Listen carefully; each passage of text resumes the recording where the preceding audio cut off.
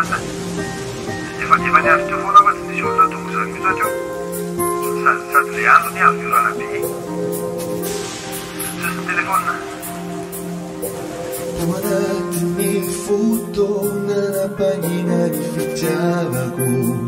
no nahitako anao efa fakivina hatry ny elany ny ainako no indro tazako ianao fanatenana vao ny fo mamelovelo zava-tso raha toka maianao lay sitrako no atony akio tsy hoadino sarobiny aho na mihiratra ny maso ilay fotoana nanokafanao ny foko deo ampahitananao didi magnina ihany aloha tsy saky notorina taminao vao mahitany endrikao tiatako ampialoha sandrariny vidiva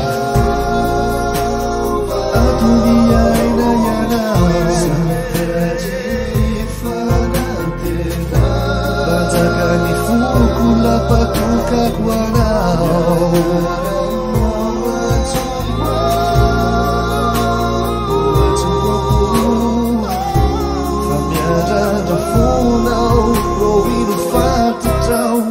fa antony aiko ianao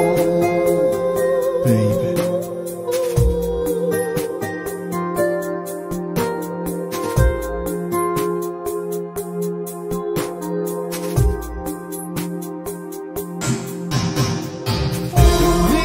miady fonao ny antony mbola hitanao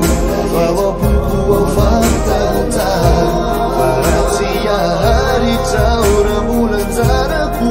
io zava-pony ilay fanantena no tezako maginy fa tiako iotra noho ny faniriny izao rehetra izao fa tsy dopino ny fananambony ny fahitananao fantatro fanyakinamenao na manjary onatsy manjary ianao no tompo-teny kazeteninao tsy ho atao-poto ny farateny fanao ny safiny toavykeo atrany o mamina maniny farambola sitrakao tiaka sitrao faratsika sanatsiny vity